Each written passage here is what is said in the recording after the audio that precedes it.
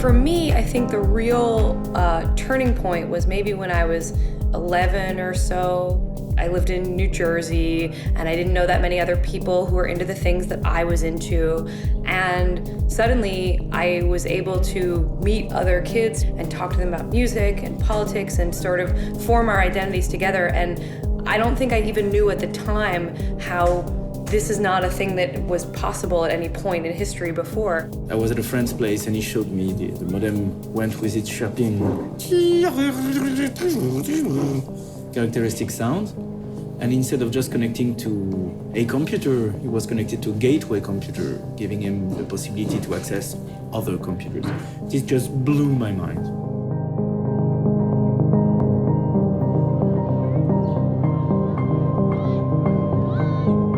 The simple fact that they could have, forums or blog discussions with people across the world, thought that it was really magic.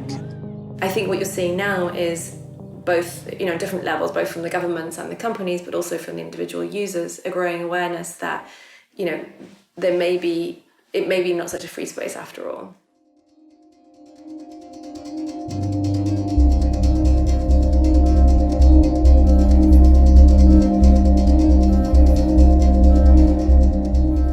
US intelligence confirms it's collecting the private messages of internet users. 9 major internet companies, they include Google, Facebook, Yahoo, Microsoft, Skype, YouTube, Apple, AOL, and Paltalk, have been used by the FBI and the National Security Agency to monitor photos, videos, emails, audio, and all other sorts of information, tracking a sweeping scope of individuals' online activity.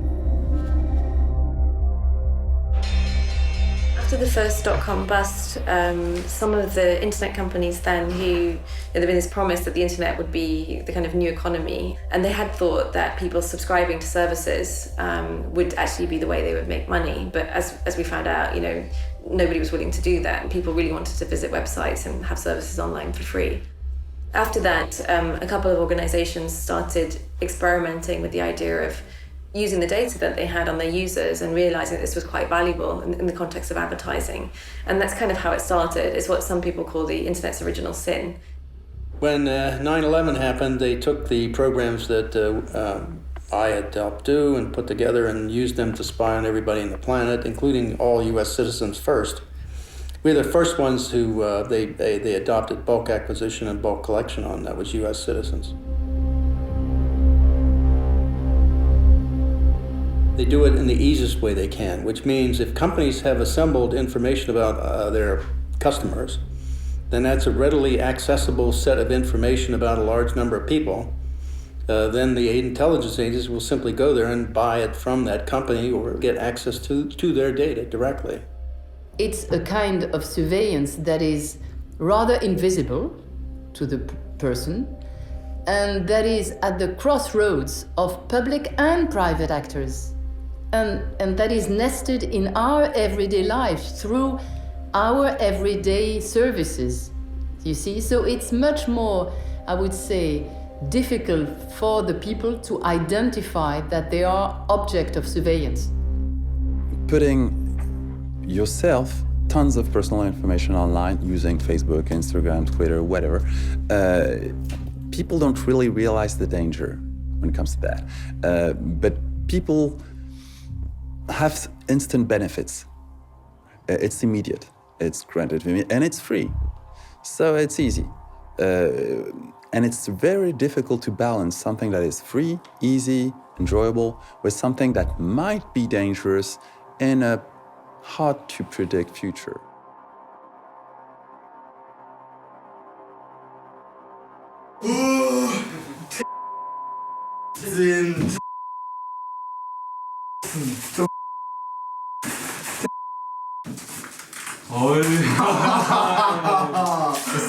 Hast du surfen oder was? Ja, boah. Willst du ja mal zusammen gucken? Wisst ihr, das hat gefällt da.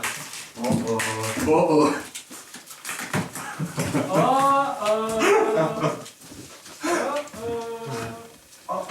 Moin, danke, ich da nicht. Einfach zu checken, was weiter einfach. Detail, also Filter.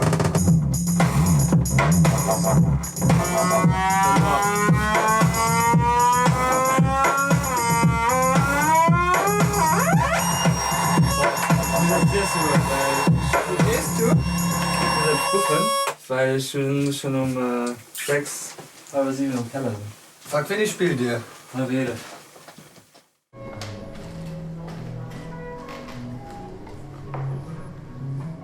Gordon hat, weil der Regie gemacht hat in Leipzig, wie man da vorgeht, weil die haben irgendwie nicht mehr viel Geld über und sollen irgendwie dabei haben. Und das wird wahrscheinlich irgendwie so eine Vertragssache. Jo, nee, das ist super. Jo, bis bald. Ciao. Without a doubt, the most I'd say aggressive data collector is through the mobile phone, because we're taking it with us in the things that we do. And when this acts kind of like a tracking device, we're leaving data traces that not only indicate things like services that we're accessing, but also where we're going and what our behaviors and patterns are. What you can see very quickly is things like, when does that person often go to bed? Are they traveling? Do they call if they're traveling, do they call their partner every morning? Do they call them in the evening? Did they go out for dinner? Who are they talking to? Who are their the social graph is called, meaning the circle of people around them. And so there are different ways that people are then profiled or categorized on the basis of their behaviors. Another thing that's happening is that people, again, through their social media use, are being profiled in terms of maybe their political affiliations, their religion, their sexual orientation, these kinds of things. There's the companies that we're perhaps not surprised are collecting our data. So for example, the news website we go to, or maybe the use of Google, that kind of thing. But then there's the companies that are tracking our data that we don't see, that we don't kind of choose. So for example, when we're looking at a website for the news, there'll be lots of other what are called third-party trackers. Those third party are present, some of them, are present nearly 100% of your navigation. This means that some company that you have not actually endorsed to be present in your navigation, you have not chosen actively, they are still looking what are you doing. And that is present on entertainment, pornography, healthcare, news. This is what some people call the data brokering industry. Some of the most, I'd say, the growth areas there are things like online dating or websites discussing health issues, for example. The business model for the people who are providing the site is to collect your data and often sell it on, for example, in the case of health sites, to pharmaceutical companies. So you checked her out now? Yeah, at least I have some impact. So what is she doing? What is she finding? Let's Yeah, I think so. We can check. I think we posted a picture 5 minutes ago. And right now too. Yeah. She's very. Hallo and Maxwell. Yeah, I'm always sending nice ones and then Kim is answering the ugly ones. I said, that's nice. And Kim said, no, this is nice. Is that like emojis that you have to buy? No, you What just download them. Why would connect my camera? But it's not about this, it's just the possibility that They if want- you it's- want to value, they can do it. Like, Well, but this is technology. This is technology. But I feel like that's why I don't care, because I think, okay, no one wants to know what I'm doing anyway. I mean, But I think it's really interesting that everyone says I don't have anything to hide. Like, I have something to hide because I do stuff which is against the law, and I think we all do in a way. I mean, it's that's like, I don't have anything to hide. I don't have any. Well, I do actually.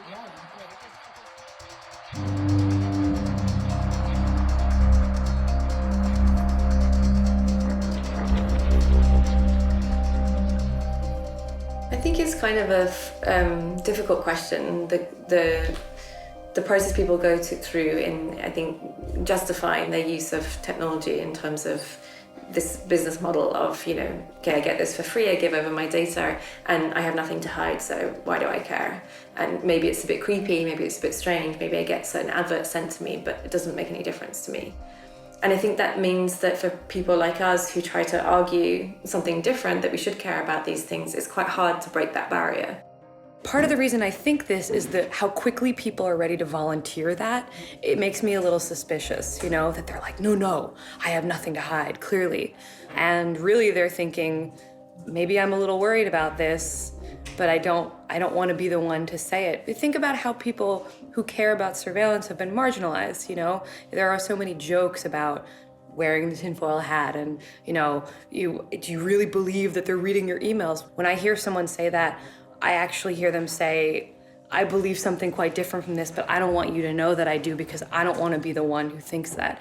And the other problem with the nothing to fear, nothing to hide debate is that all of us do have something to hide. You know, every single adult has probably committed a criminal offence in their life. It might be something quite minor, like stealing from work, or traffic violations, but there are many activities that are criminal but not necessarily deviant. You know, the criminological literature will tell you that a lot of people offend consistently, you know, and it's in, you know, the percentage of like 60% or more people will regularly commit offences. These might be minor offences. So lots of us have something to hide in that respect. If you say you have nothing to fear because you have nothing to hide, so be happy, not worry, I say, okay, fine, turn over the keys to your car, your house, all of your passwords, all of your accounts, medical records, everything. And I'll put them into a special secure lockbox, but I will keep it for safekeeping. No one, and this is now thousands of people over the last several years in front of multiple audiences, no one was willing to turn over any of that information to me. And I'm asking them to consent. Okay, tell me. So basically, what we would do is put a spy software on your cell phone, which is gonna look at the patterns and actually at the things you agreed or clicked OK on the terms of condition of the apps you're using. Yeah. This plus your browser, we would mostly look not really into the contents, but on what we call metadata, where you're going, when do you browse, to whom do you talk, and basically look a little bit like what does your digital life say about you. Yeah.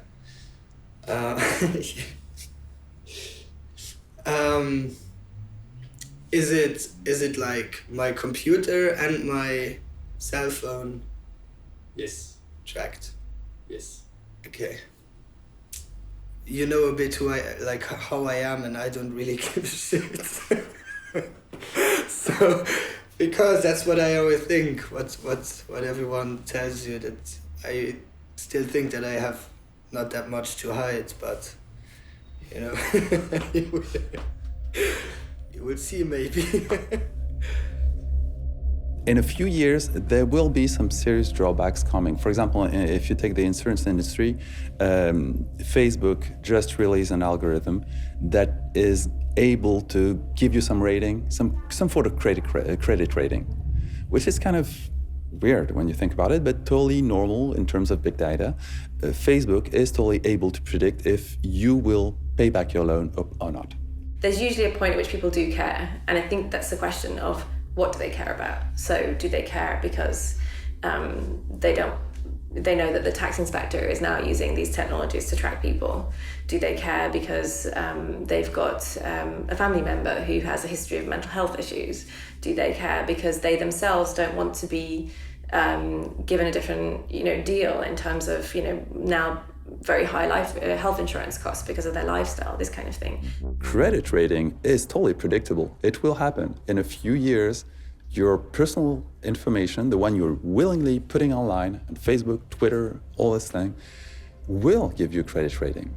And if you end up with a bad credit rating, well, you ask for it. You were the one thinking that you had nothing to hide. I like to speak about intimacy. And if fundamental rights seem like something remote, something you may not want to care about because, you have to fill your fridge, you have to pay the rent, you have to wipe the baby's ass and whatnot, then an intimacy is not what you're willing to give up. You understand what it means. Intimacy is those spaces where you are truly yourself, either alone or with people you decide to share this intimacy with. Intimacy is when you're naked, either as a metaphor or really. It's when you can experiment with yourself, you can experiment with new ideas, with new concepts, with new practices, without being judged by your peers. If you're in the middle of a crowd of 100 people and take a guitar and think, what would it do if I played like this, cling, clong, clong? You would never do it. If you're alone in your bedroom with that guitar, you do the cling, clang, clong, and maybe it sounds like shit. And you try again, and again, and again, and again, and again. And maybe after 1,000 times, you'll feel ready to have another person listen to it. And maybe after 10,000 times, you'll feel ready to have 100 people listen to it.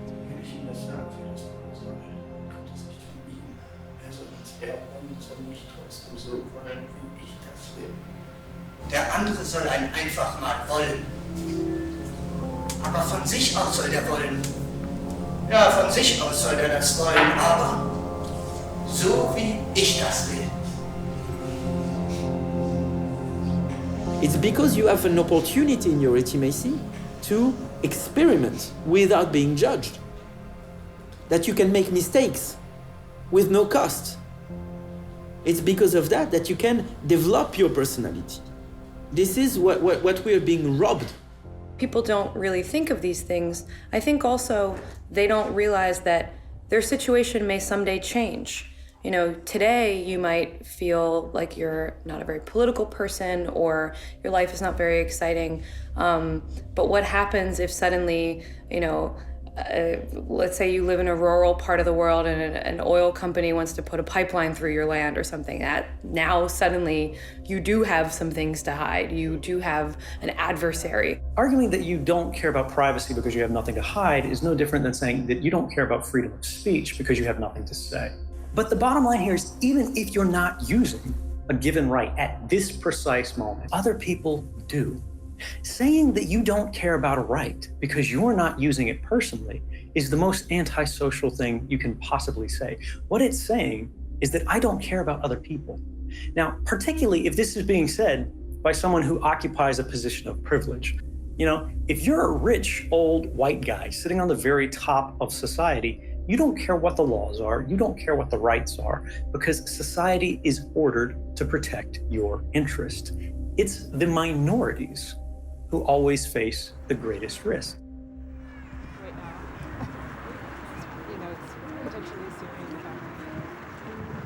I saw my mom and my grandmother go through some really tough experiences. And I, became aware that discrimination and violence against women and girls wasn't just happening in my family or community. And I decided that I wanted to work on these issues.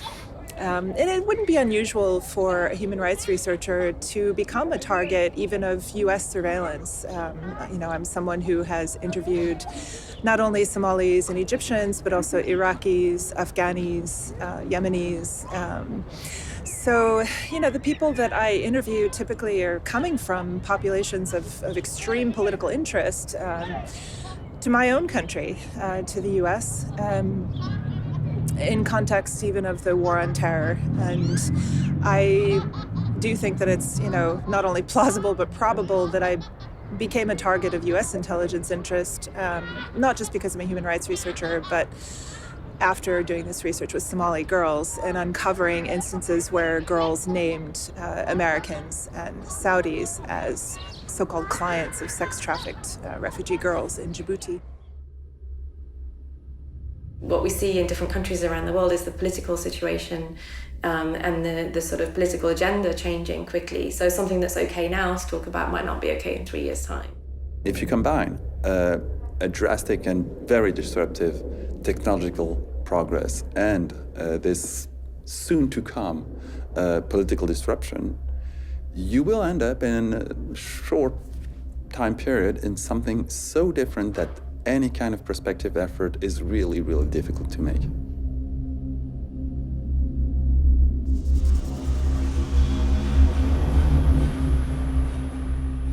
So I'm gonna plug in the USB stick and we can have a look at what data we have. Mm-hmm. So we have different... X, all logs. Exactly. So all logs, that's data from his iPhone. And from the MacBook.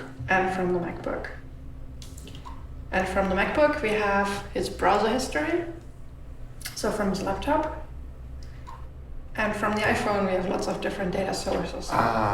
So we have GPS data, we have an overview of all the apps he has installed, we have his browser history from his iPhone.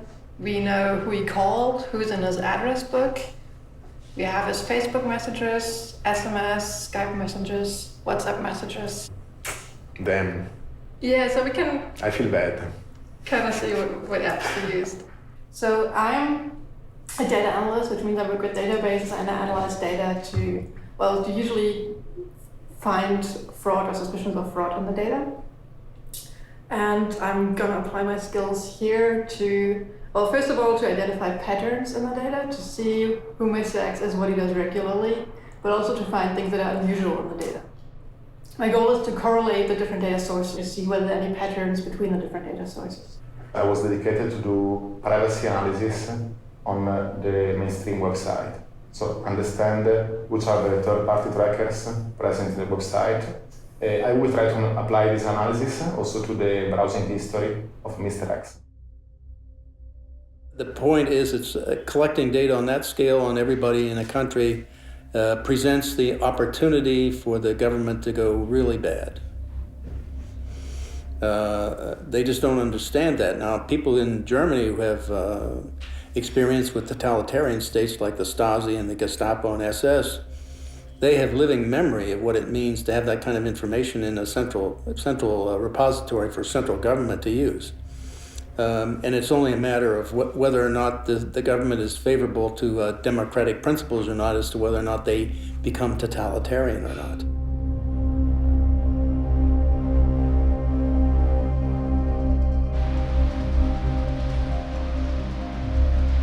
Mein Plan war, mit der Demonstration mitzulaufen bis zum Ende, dort wo das Politbüro auf einer Tribüne stand. Auf meinem Transparent stand der Satz: Jeder Bürger der DDR hat das Recht, seine Meinung frei und öffentlich zu äußern. Hier an dieser Laterne hatten sie mich eingeholt und haben mich an den Armen gepackt und ich sollte abgeführt werden. Dann haben sie mich aber gepackt und weggeschleift. Hier diesen ganzen Weg habe ich mich schleifen lassen. Der Pelzmantel meiner Mutter war danach hinüber. Und hier stand ein großer Lastwagen, ohne Plane, also ein freier. Und hier bin ich dann kontrolliert worden. Da haben sie dann auch mein Transparent gefunden, was ich im Rucksack noch hatte. Und und dann sollte ich auf den Lastwagen steigen. The Minister of State Security always said, we have to know who is who. That was his always repeated sentence. That's the main question in our work. I spent many, many years listening in on East German communications. And so the motto was to know everything. And at NSA, the mantra under Keith Alexander, director of NSA, Keith Alexander, was to collect it all. Well, part of what's to mean is collect it all to know it all. And if you know it all, then guess what? Who is who? That means who is thinking what.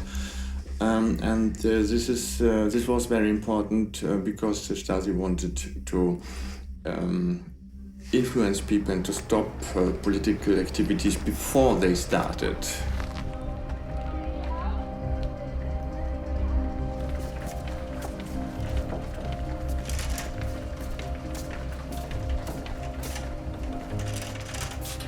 Diese Oppositionenbewegung der 80er Jahre begann in der Hochzeit des Kalten Krieges, als Atomwaffen in Deutschland stationiert wurden. Also wurde ich dann Mitbegründerin des ersten Friedenskreises der DDR, des Friedenskreises Pankow, gegen die Militarisierung des Lebens in der DDR, gegen die Stationierung von Atomraketen, gegen Militärunterricht in den Schulen. Ich habe ja dann 1982 auch einen der ersten privaten, sozusagen Umweltkreise gegründet, der sich immer in meiner Wohnung traf. Und später dann ab 1984 kamen dann auch Menschenrechtskreise dazu, also Kreise, die die Menschenrechtsverletzungen in der DDR thematisiert haben.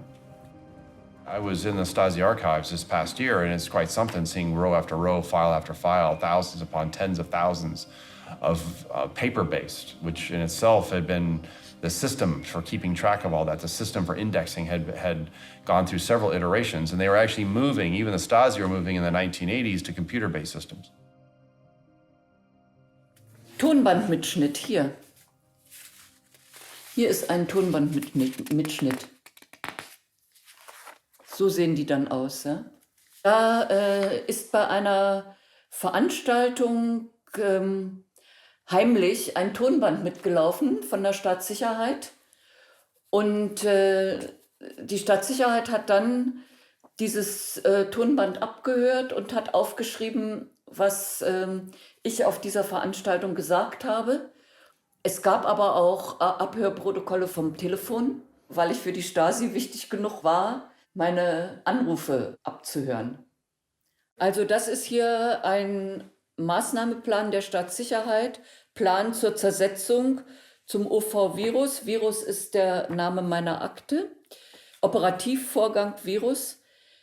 Mit dem Ziel, den Einfluss, die Aktivitäten und die Teilnehmerzahlen des Friedenskreises Pankow zurückzudrängen und die führenden Personen des Friedenskreises zu verunsichern, werden folgende Maßnahmen der Zersetzung vorzuschlagen.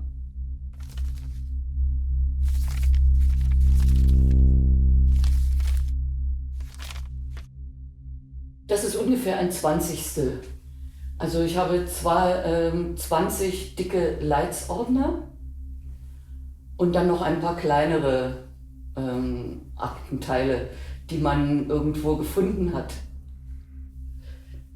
Ich hatte ja insgesamt 49 inoffizielle Mitarbeiter, die über mich berichtet haben. Im Laufe der Jahre 49, da war ich ziemlich erstaunt. Und Virus, den Namen finde ich auch interessant, ja, den die Stasi uns gegeben hat oder mir gegeben hat. Ich bin also diejenige, die zur Erkrankung des Systems führt. Ne? Fantasie hatten die Jungs schon. Ja. Wolfgang Schmidt was looking at the NSA. He's a former lieutenant colonel in the East German Stasi. So he was looking at the NSA surveillance program, and he said, to us, meaning the Stasi, this would have been a dream come true. In Western democracies, if you're talking Germany of today, or if you're talking the United States of today, it's not a police state. But the mechanisms, the instruments of power necessary to affect that are essentially all in place. The only difference really is those in power. And you then have to trust and depend on your leaders to be focused on more democratic ways of life and supporting that. And you can't guarantee that. I mean, no one can. So in the United States, they say it can't happen here. Well, I'm sorry, yes, it can. It seems like it never sleeps. Wait, so because we have data points like every few minutes, all night for 2 days in a row. Maybe that's his lifestyle, but...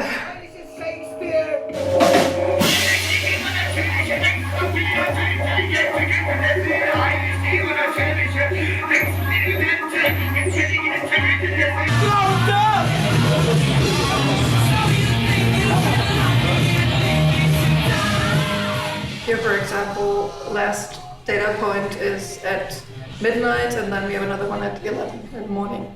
So that would make sense. So maybe it was really just that he didn't sleep for 2 days in the beginning.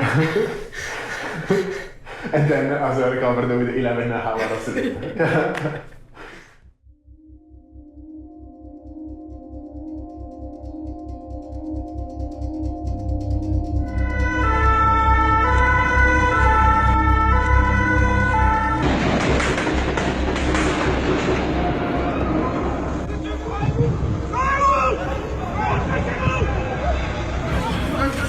Monsieur, qu'est-ce qui s'est passé?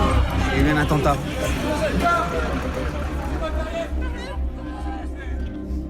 French MPs have approved a bill which would give intelligence services their most intrusive domestic spying abilities ever with little judicial oversight. The move comes in the wake of the Charlie Hebdo attacks in January. This bill will govern all of the powers available to law enforcement, the security and intelligence agencies and the armed forces to acquire the content of communications or communications data. Dies ist ein guter Tag für die Sicherheit und die Freiheit der Bürgerinnen und Bürger Deutschlands. Es ist ein schlechter Tag für die großen Verbrecher aller Art. The net effect is if you are a law-abiding citizen of this country, going about your business and your personal life, you have nothing to fear.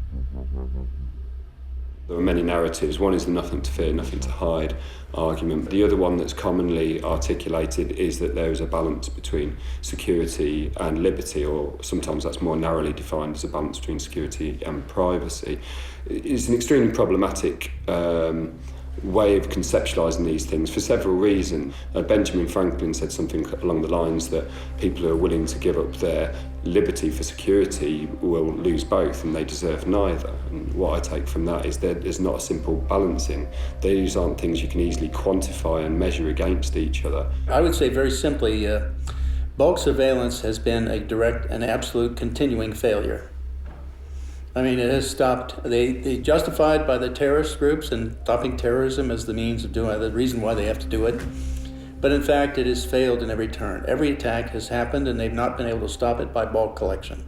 Each time you have a terrorist attack somewhere in the world, you hear right after, oh, see, we need more security, we need more securitarian law, we need more power to the government agencies and the such. It's more than 20 years I am in data protection, but I still am a member of the judiciary with a background on organized crime, anti-mafia legislation, and it was me drafting the so-called Italian Patriot Act. So no need to persuade me that at certain stages interferences are essential and even invasive activities by the state. The deficiency of criminal investigation by police and judicial offices should build on selective sources. What works is difficult, is infiltrating the networks, is surveilling the individuals, is blending into the mass, is for agents to learn languages and risk their lives. And the agents don't want that. They got those big computer systems where they can watch the whole world. Well, guess what? It doesn't prevent terrorism. That's true in Paris, that's true in Copenhagen, that's true in London, that's true in New York and in Boston and Texas and California. All those attacks, they've never been stopped, yet the people they knew that did it, they knew about them and knew they were potential terrorists. But they didn't do anything about it, and the reason is because of this bulk acquisition. They have to wade through all this bulk data to try to assess them and what they're doing as a threat. That means the consequence of that is people have to die first. Then you go look at the people who did that, and then you focus on them, and then you go after anybody who was associated with them. A focused, targeted approach will give them the opportunity to stop people from dying. That's what they need to do.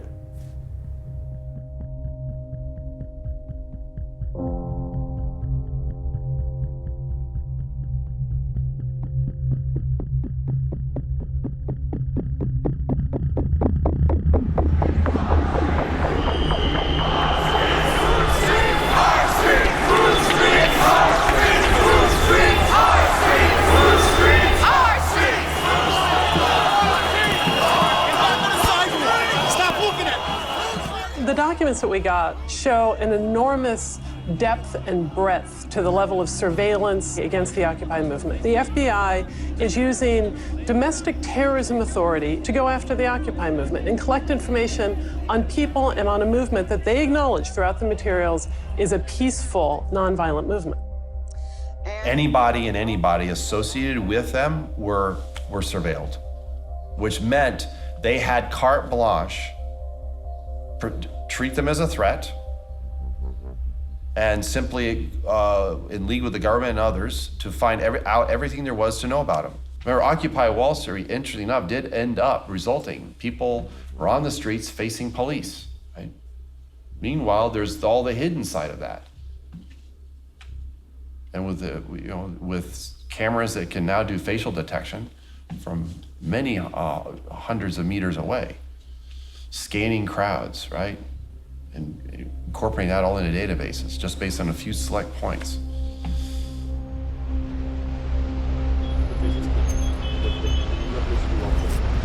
Donc là, si tu regardes par exemple, là où j'ai vraiment pris conscience de la filature, c'est juste là, avant le panneau là. Donc il y avait le type avec sa capuche.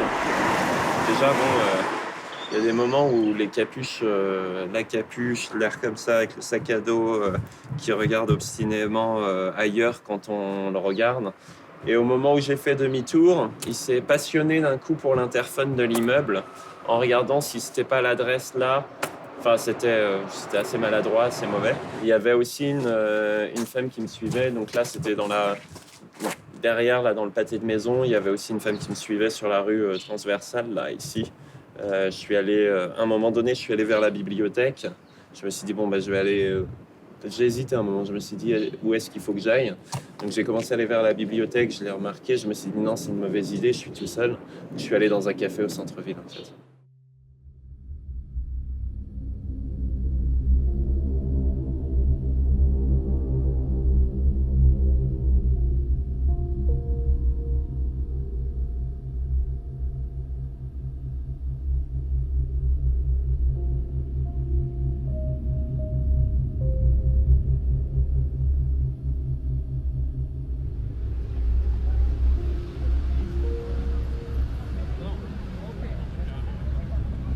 Moi j'étais investi depuis plusieurs mois sur les processus d'organisation de la COP21. Donc en gros c'était toutes les questions logistiques et moi j'étais un peu dans la commission juridique de soutien aux manifestants.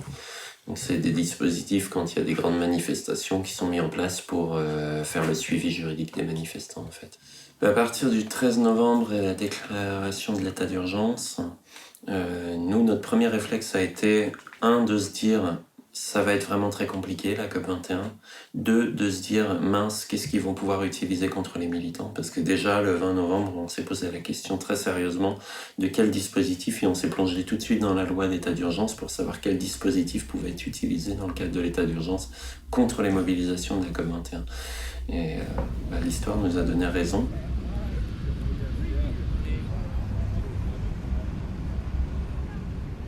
Et ça a mis une pression extraordinaire sur l'ensemble des dynamiques, puisque c'était censé être une mobilisation internationale où étaient attendues des dizaines de milliers de personnes, voire des centaines de milliers, parce que c'était plutôt sur ça que tablaient les grandes organisations telles que Havas ou autres, qui le 29 novembre voulaient ramener plusieurs centaines de milliers de personnes dans la rue. When we see activists from Occupy Wall Street being surveilled with the very same tools of mass surveillance, when we see that activists in the US, because they're Muslim, are being surveilled, when we see in France that state of emergency is used against ecology activists and all kind of activism, we have a demonstration that anti-terrorism as a way of governance only leads to injustice, only leads to undue abuse of power. So you understand why the state wants to send examples, right? They don't have to have entire segments of the population being obviously outed, right? They just have to keep track of them. And those that are a bit more let's say expressing themselves, let's say a bit more questioning about authority, well, they're the ones we're going to pay a little bit more attention to, especially if they organize, especially if they associate. La note blanche, c'est toutes les petites notes cumulées que les agents de renseignement prennent sur le terrain. Par exemple, là, je vois animateur du camp de Bure. Donc effectivement, pendant 10 jours, il y a eu un camp un village organisé à Bure, dans l'est de la France, contre un projet d'enfouissement de déchets nucléaires.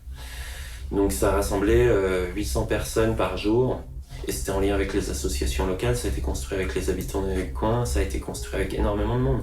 Donc de ne retenir que il y a eu des actions, de le superposer à il a animé des réunions, c'est comme si j'avais organisé ces actions en fait. On met ça dans la note blanche. Je participe à la mobilisation, je fais partie du collectif de soutien à la lutte de Notre-Dame-des-Landes contre la construction d'un aéroport à Nantes. On avait organisé juste un petit rassemblement spontané à la station Notre-Dame-des-Champs à Paris. Et ça, c'est faisceau d'indices concordants. On n'a pas de fait, on n'a rien, pas d'accusation. Et pour cause, j'ai un casier judiciaire vierge, il n'y a pas de fait en fait. Ça montre vraiment qu'à la fin, on construit une figure de l'ennemi intérieur, de la personne qui va menacer les institutions de l'État. Et c'est ce qui se retrouve à la fin quand c'est écrit que l'intéressé participe activement depuis plusieurs années aux actions menées contre les représentations de l'État. Voilà. Et à la fin, on a ça. Et cette feuille-là, quand un juge il a ça, et ben il part du principe que ce qui est là, c'est suffisamment convaincant pour qu'on ne remette pas en cause la version officielle, en fait. Do we really want a preemptive crime society where if I decide you might be?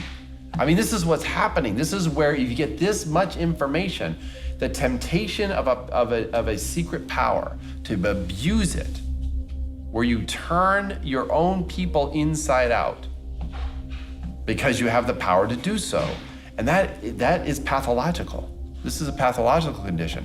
It goes far beyond actual threats. It goes far, you have threats, right? Because that's to justify the need for all of this security apparatus. But you're ultimately using it for social control. I think any state which does surveillance is essentially to make sure the state power will not be endangered by the people. They want to keep the power. So they want to know what people are doing, with whom they have relationships, so that they can, if necessary, block the people they think are part of the political antagonism. We redefine what privacy is. No reasonable expectation of privacy. Wow, redefine privacy, so you define it in a way that actually suits the interests of national security. Whoa, remember that thing? Nothing to fear, nothing to hide. Then why, if you're so fearful, are you that fearful of the people? I mean, I can reverse all of this. I can reverse it and say, they must be incredibly fearful of the people. They may not say it that way, but then why would you need all these records, just in case?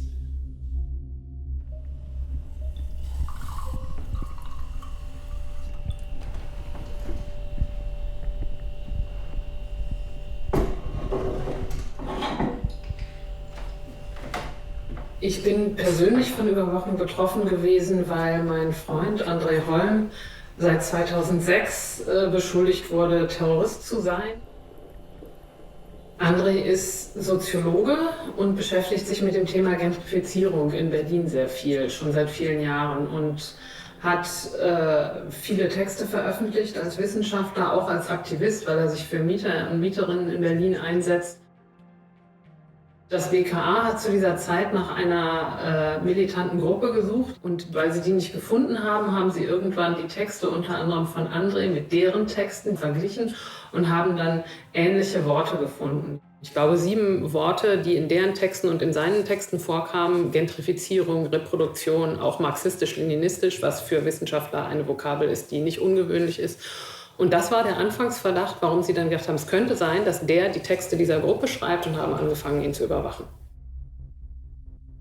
And this is where mass surveillance shows its true face of an instrument of social control. This is the main purpose, the main effect of mass surveillance, is to keep populations under the diffuse impression that if they say something, or if they do something that may make them look like they have something to hide, that may be something worth hiding, then people will know about it, so they better not say it and not do it. This is how it works in every authoritarian regime since the dawn of times. I think this is something that comes back to who we are as people. I just know from history, I know from my own experience, I know from even dark chapters in US history that the power of the state through instruments like surveillance ultimately turn against the people. And it's not far removed, right? It's not far removed to take that kind of power and now establish something that's clearly undemocratic. Okay? And you in essence are treating all of your people as subjects, right? Not citizens. This myth of nothing to hide, when put into action, may turn individuals into perfect subjects of control, into subjects who accept control, who accept dominance, who accept servitude.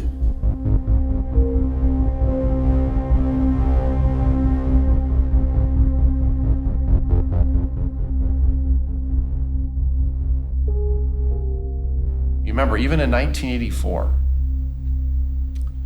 I mean, that's a novel that has become very real for me. Or even in Brave New World, which is another way of looking at this, okay? Sort of the bread and circuses routine, right?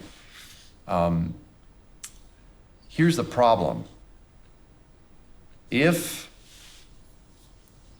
I say I have nothing to hide, I'm gonna come back to that because I have people in my network right now that will actually say that knowing full well what they say. Then where does it end? Because if you say in terms of electronic communications, I have no reasonable expectation of privacy, then where do I have an expectation of privacy?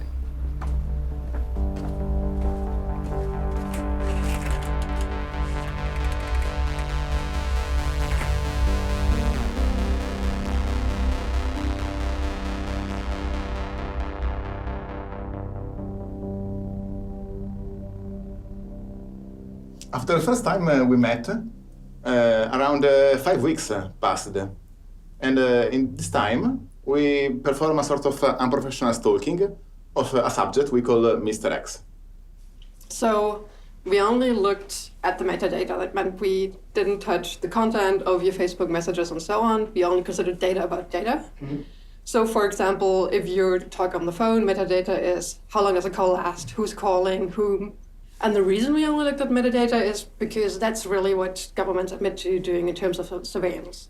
And people think it's not that bad, it's just metadata. It's not actually the content of my email, it's just who I send it to that can't be that bad.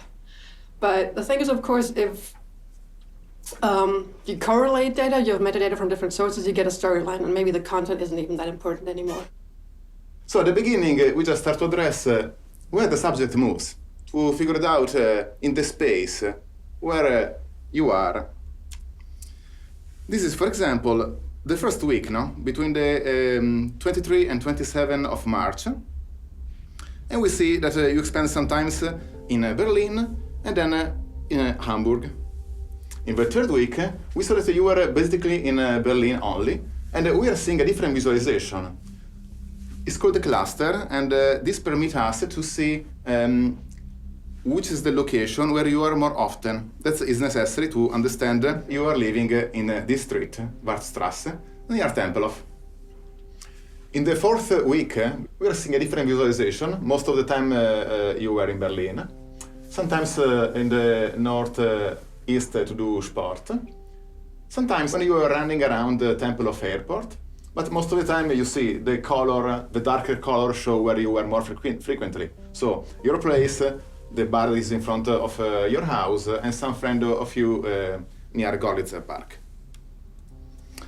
In the last week, we see in fact that you went in Leipzig again, and also you move in Luxembourg, where you when we discovered that you are in fact born. Analyzing the URL you are connecting, we saw at first who you are and which is your Facebook profile, and then we find another secondary event. What has attracted me was this spike. This is the most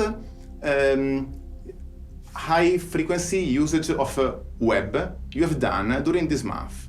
Why, I wonder? That was the point. 27 to 28 of March, has get aired one episode in which you were performing in Tatort. The reason of the spike of the navigation is that you were quite concerned on the critics and the reaction of the person. So mostly you are checking if everything went good, if your performance has been appreciated by the audience. A spike of Facebook message appears of persons that normally don't talk with you.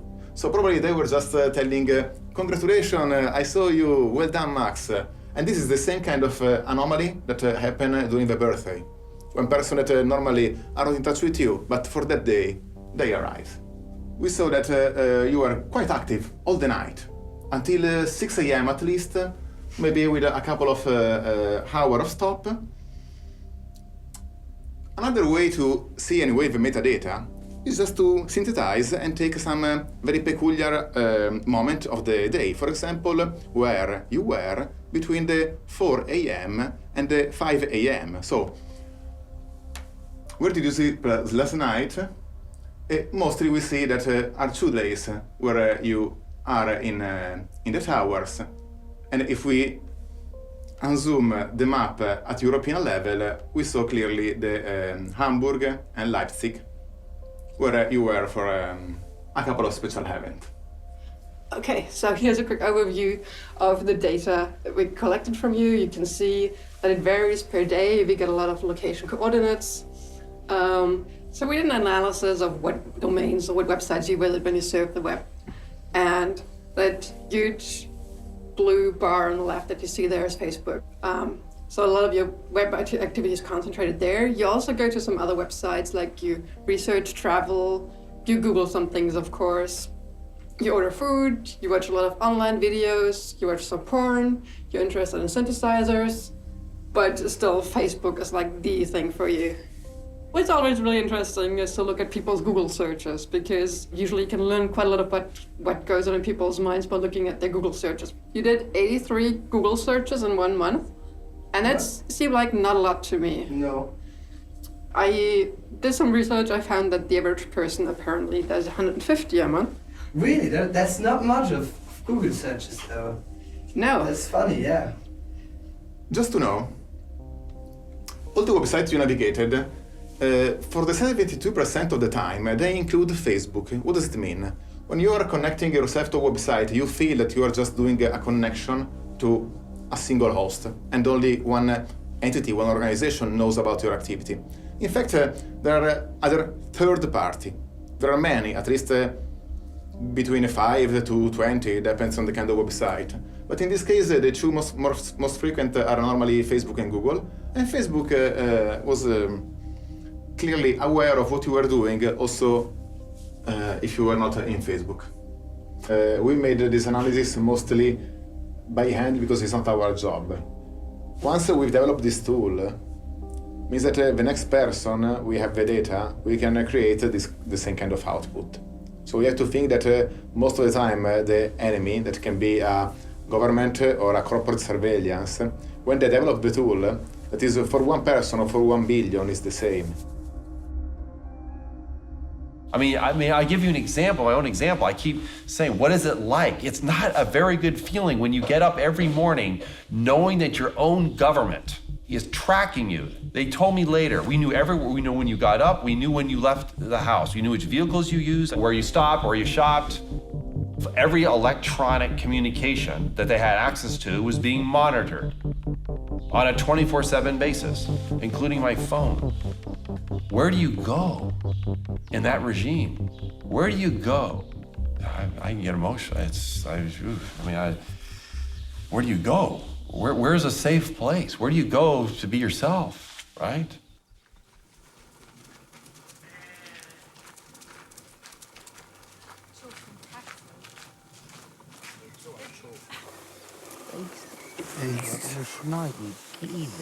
Natuur. Stress is natuur. Maar Allen, du hast du Kopfsprungruf gemacht, übertrieben. Maar ja, maar dat hebben we net wat Guck, van de middag guck de Filz. Nee, joh. Was ist du?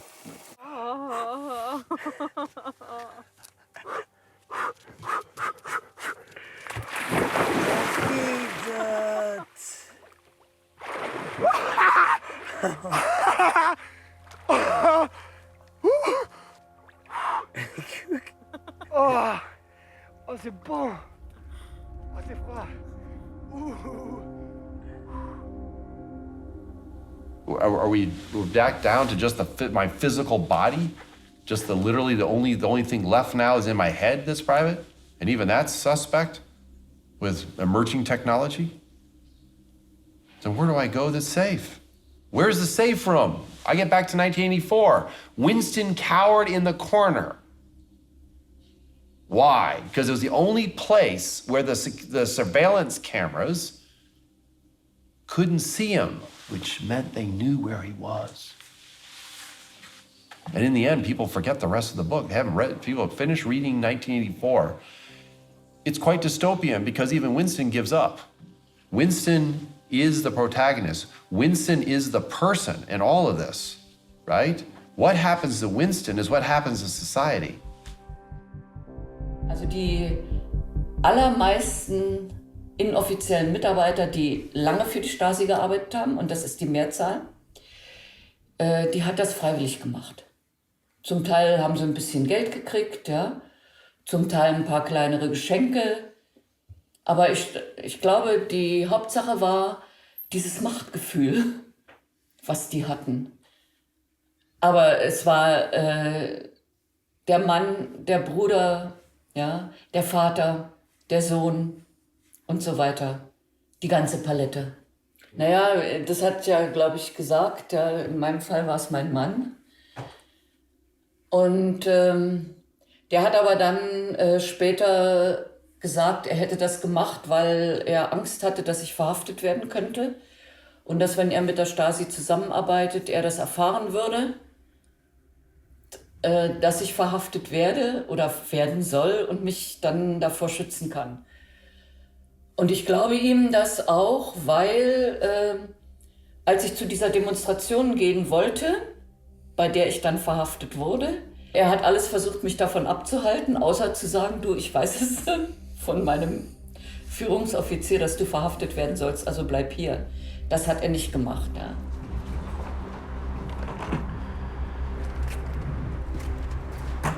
C'est ça en fait le fond de la chose, c'est que beaucoup de gens se disent non mais il a sans doute cherché, il y a sans doute une bonne raison. Ils font pas ça sans rien, ils le surveillent pas sans rien. Il y a plusieurs personnes qui m'ont dit mais attends, si t'es assigné, c'est quand même que tu fais quand même des choses quoi. Enfin t'as bien dû jeter des machins ou t'as bien dû faire quelque chose. Et quand il y a une prise de conscience que c'est pas le cas, c'est là que la plupart des gens se disent ah merde, je pourrais être surveillé, je pourrais avoir des problèmes aussi. Et c'est ce qui s'est passé pour ma famille et pas mal de gens de mon entourage qui me connaissent, qui savent qui je suis et qui, eux, ont violemment pris conscience de ce que voulait dire la surveillance et de ce que ça pouvait entraîner comme conséquence, en fait. Pour moi, c'était un peu difficile parce que je savais que Joël était surveillé. Et puis cette surveillance, donc quand on le sait pas, mais dès qu'on commence à s'en douter et qu'on en est sûr, bah c'est une intrusion dans l'intimité qui est quand même très violente et enfin moi je l'ai vraiment vécu comme une violation de mon intimité. Moi ça m'a mis vraiment, je pense, une bonne semaine à me dire allez, faut que la vie elle continue et il faut pas rester dans cette paranoïa et cet état de psychose et post-traumatique. Vraiment. Et donc, la plupart des gens se pensent à l'abri de ça, mais il suffit que la police se trompe de porte lors d'une perquisition administrative sous état d'urgence, qu'un voisin mal intentionné ou un collègue mal intentionné dit lui, il est louche, il s'est rasé la barbe, il va à la mosquée, et on peut très vite tomber dans cette case de la personne surveillée en fait. Et d'avoir le sentiment qu'on est à l'abri de ça parce qu'on n'a rien à se reprocher, et ben c'est vraiment là où s'articule la force de la surveillance en fait. C'est qu'elle isole les personnes en fait. Elle isole l'individu, le bon individu du mauvais individu. Das fand ich persönlich furchtbar, das war wahnsinnig unangenehm. Faktisch zu wissen, hier in meinem Leben jetzt findet das statt, dieses Telefon wird abgehört. Es gab Observationen auf der Straße, also zivile Beamte, die unsere Wohnung beobachtet haben oder uns hinterhergelaufen sind. Es hat auch Kameras gegeben, das wissen wir aus den Akten, die auf unsere Hauseingangstür gerichtet waren und auf den Hinterhof. Andres Eltern, die phasenweise auch mit überwacht worden sind, weil unterstellt wurde, dass selbst die in dieser terroristischen Geschichte mit drin stecken. Wir wissen von BKA-Überwachung von 2006 bis 2010, also 4 Jahre. Ob die vorher überwacht haben oder uns jetzt noch beobachten, wissen wir nicht. Wobei ich auch in Akten später gesehen habe, dass auch meine öffentlichen Veranstaltungen, wenn ich über dieses Verfahren berichtet habe und über die Überwachung berichtet habe, dass auch das vom Verfassungsschutz beobachtet wurde damals. Und das kann ja sein, dass das bis heute stattfindet. Aber ich bin Jahre später irgendwann mal in den USA gewesen und kann mich sehr deutlich an das Gefühl erinnern, in diesem Hotel auf dem Bett zu sitzen und zu denken, jetzt sind sie wahrscheinlich nicht da. Und das war ein unglaublich befreiendes Gefühl, plötzlich das erste Mal das Gefühl zu haben, ich bin alleine. The feeling of not being able to conduct my work or my personal life without prying eyes and ears felt like an injustice, an invasion. There are levels in which it affects you also emotionally. In 2013, my mother, was given a diagnosis of a terminal illness. And, some of the most important conversations of anyone's life, certainly my life, took place, as my mother was actually on her deathbed. And, after these feelings of, just total invasion, I wasn't able to sort of just connect with this experience of taking care of my mother without doing something about, the mobile phones that are constantly in the room. So, maybe strange to say, but it offered me some little bit of comfort while taking care of my mother to put the phones in the other room. And literally when she was, sharing with me some of the, the last things that she wanted to say to me, I had to go put the phones in the freezer. And, maybe that sounds nuts to a lot of people, but, it's mass surveillance, comes home. It's not just something that happens over there or to, NSA contractors. It's not just something that, famous people talk about or journalists are concerned about. It can touch the lives of people who think of themselves as regular people. What can make a bit afraid is really like this dislocation things. Like, I mean, this weekend where I was in Hamburg, that's really weird. Like to see like I was this thought at that point. You are clubbing here. Yeah. Those are things that is really, really personal stuff, where you don't want to share it with someone. I have kind of a conclusion, of course. Working on your data for hours, you start to think about, who is that person, what are they doing? And from what I learned about you, what I saw about you, I guess that's kind of the image I arrived at, that you're like an active social person who's definitely not nerdy. There's nothing about politics, for example, on there, so I have no idea if you care about politics, and if you care about politics, like what your views are. That's crazy. But did you see that I'm a wealthy person on how I interact, or? We can guess from the social graph. So we don't know the person, but we assume that if you're in touch with a famous actor, implicitly you belong to certain kind of social circle. If your provenance is a person that speaks 3 languages, came from one of the healthiest places in Europe, again, is another probability, another high chance that maybe you belong to a certain kind of social status. And then it plays a role in terms of, for example, credit rating. Insurance might become more expensive for you, or products at the extreme end might become more or less expensive for you, depending on how much money you have and how much you want them. Because we can kind of see what you do and what you need. If you have the indicator of don't sleep for 2 days in a row, or to be in the point A to a point B in less than this amount of time, that means you are going fast with your car, are things that somehow discriminate you. Yeah, I feel that is really unfair. And Facebook Addict, yeah, it seems really weird because I don't post that much, you know. I don't go like stalking people. It's more like to do, well, yeah, to advertise like my job. I was using when you connect us Facebook the first time to understand when you wake up. Yeah, I guess most of the people do that. I don't know. I do it like this. It's weird. You have to think that the app we are installing in our mobile phone most of the time have access to some of the metadata we used. And you don't know exactly who is behind. We promised to you that we are not going to make any harm with your data. But when your data are collected by 20 or more anonymous company in the other side of the ocean, and you for them are just a number, that is the scary aspect of the corporate surveillance.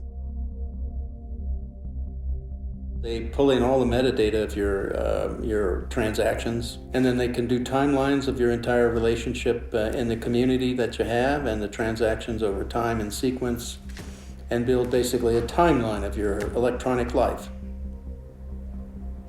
It's all done automatically with software. It doesn't take people to do it. They called it the corporate store, sort of in quotes, the corporate store. It started off with just phone numbers, which obviously can be indexed to names and addresses. And then it turned into emails, financial information, internet usage.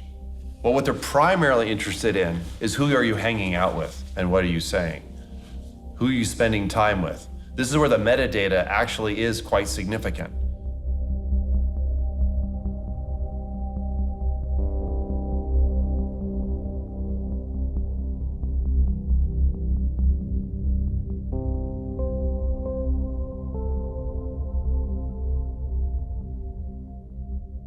My view on it has changed a lot though, because I saw exactly like what is possible and how far you can really go.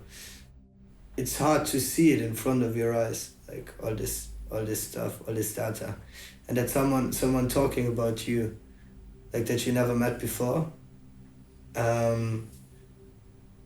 Stuff like that. That was really weird. The most shocking for me was to see in the cinema like all these names appearing all over the place, like on my contacts of my phone, of my Facebook, ranked like in different kind of actors, directors, friends, maybe we don't know, maybe lovers, yeah, all this. And even they had a weird feeling, because a lot of people came back and were really asking like, oh, how is the surveillance going and the movie thing, because I guess that was something really, really weird for them to hear from me, that I'm next to them and I get surveilled like the whole time. You know, for close friends or whatever, like they were like, this is pretty. These questions, they came always back, like these questions of, was it really a good idea to do it? And do I really want to show my behavior on my phone or on my internet and everything? And I think it changed a bit, maybe my behavior in that time, but I could not say really how. It was just a bit weird that I really saw that there were that less information, considering like Google searches, for example, you know. Those are things that were a bit like, hey, so what did I do actually this months? If you look down through history, I mean, the cases, most recent ones are the Soviet Union and East Germany.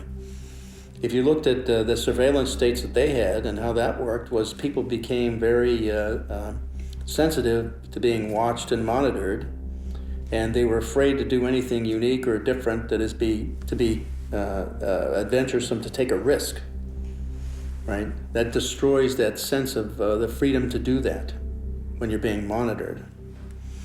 And so what that does is it stagnates the society. I mean, the society doesn't advance because there's no creativity and innovation.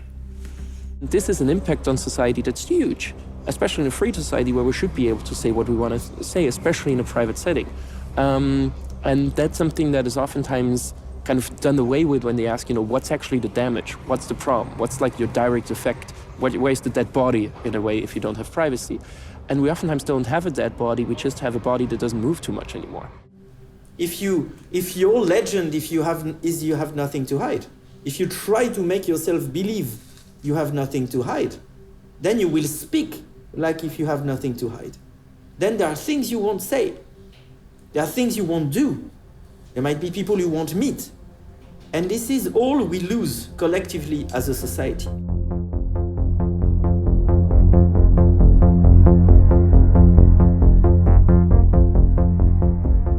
It's probably the first time in history that technology is allowing the possibility to have a real mass surveillance, again, from public or private actors. And as you said, this surveillance is rather accepted by the person. So the question that we have collectively to ask ourselves is it exactly the type of digital environment we want? And I think we're right at this moment now. I have my answer, but I think all of us, we should ask ourselves this question because the choices won't be exactly the same, you see.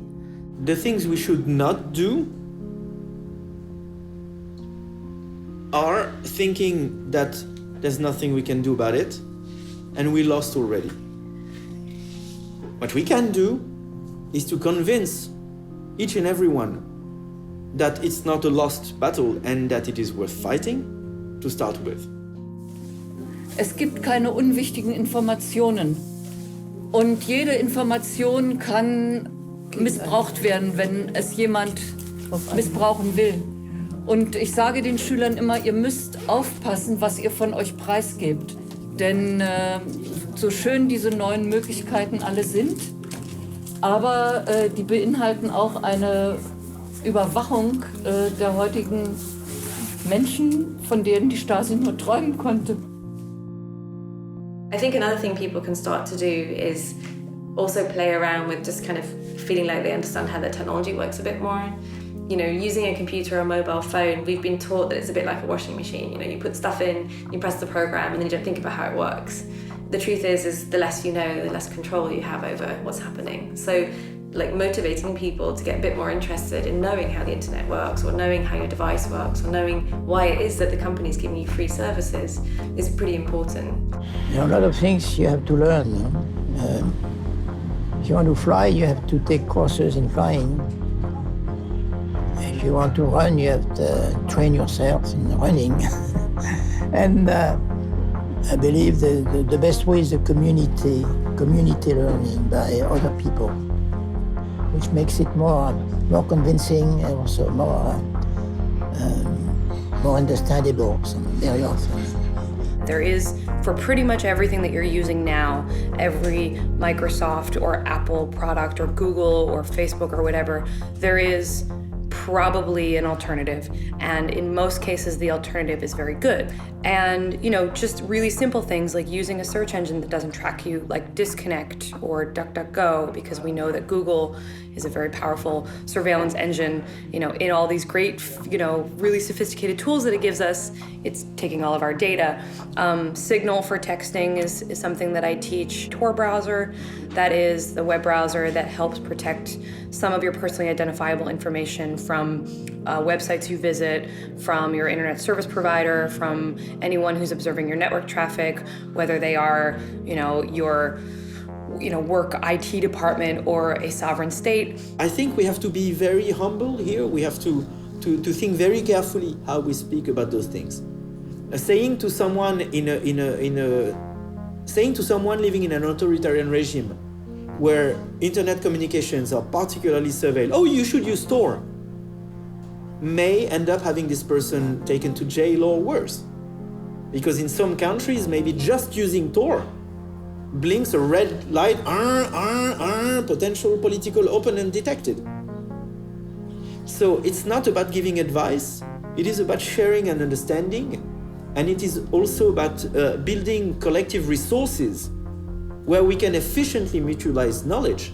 So on a case-by-case basis, we can find appropriate solutions.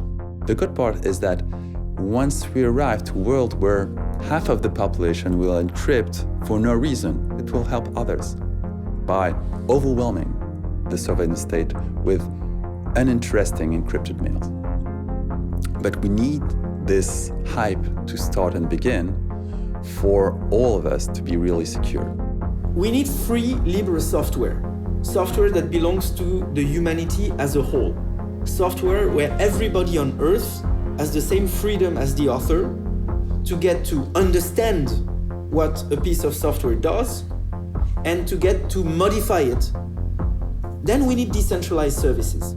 Decentralized services means that you know where your data goes. You know what is happening when you click somewhere. You know what is stored, you know where it's stored. So we need all this in conjunction with end-to-end encryption, not any form of encryption. End-to-end encryption means that you generate a cryptographic key, I generate a cryptographic key. We decide to share those keys, and then we are in control. What I like about the tech side is that there is something that can be done. Each of us can make a change to our behavior in terms of whether we encrypt our communications, whether we use free software, hopefully some combination of all these ideals. And even just making one small change today does do a great deal. Just using an encrypted texting app like Signal for your communications between your friends is not perfect. Phones are bad, all these other issues, but it's something. And I think it shows people that they are empowered to make a change themselves. And it means also that democracy, people are going to understand, democracy is not a spectator sport.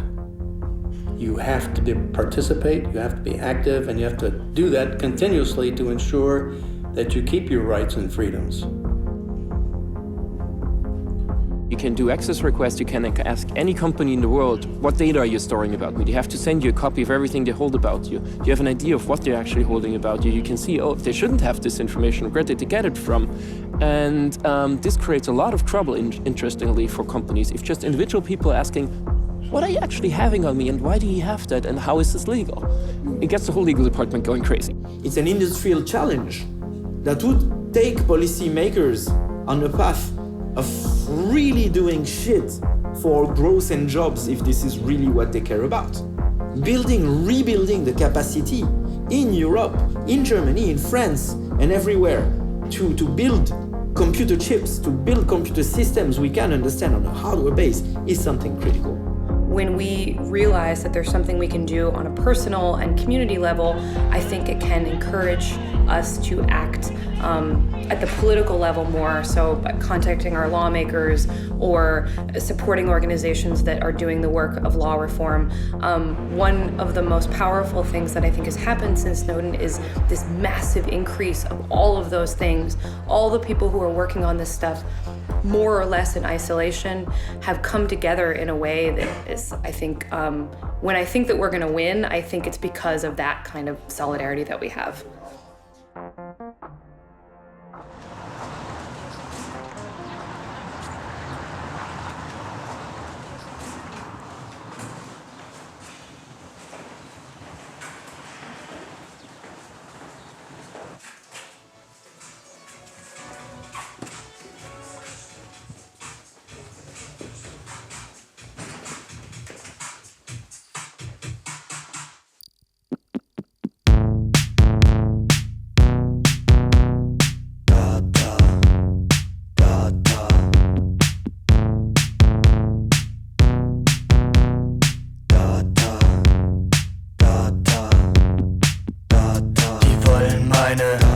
Ich geb denen meine, die klauen meine, sowieso.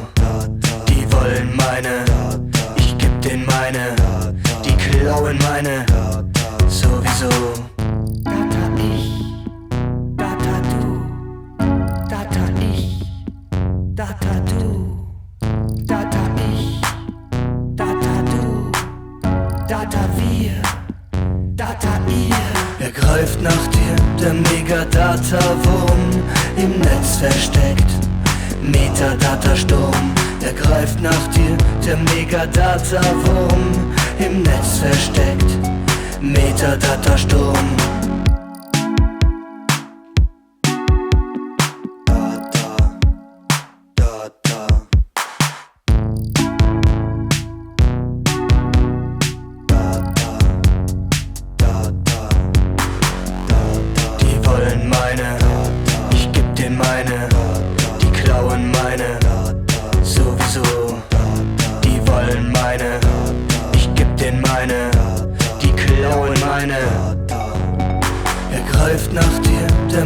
Metadata-Wurm im Netz versteckt.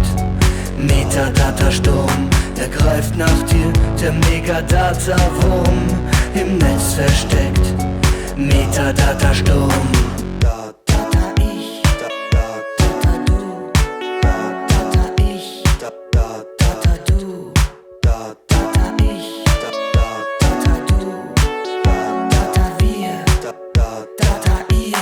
Die Staatsmacht wird unsere Data inspizieren, analysieren, sich konspirieren und damit regieren. Er greift nach dir, der Megadata-Wurm im Netz versteckt. Metadata-Sturm, er greift nach dir, der Megadata-Wurm im Netz versteckt. Metadata-Sturm, er greift nach dir, der Megadata-Wurm im Netz versteckt. Metadata-Sturm, er greift nach dir, der Megadata-Wurm im Netz versteckt. Metadata-Sturm.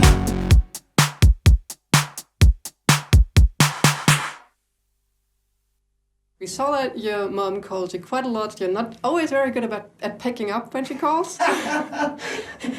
I actually did the calculation. You're 30% less likely to answer your phone when your mom calls than when anybody else calls. But you're good. You always call her back in the end. I gotta call her back always. Yeah, I gotta.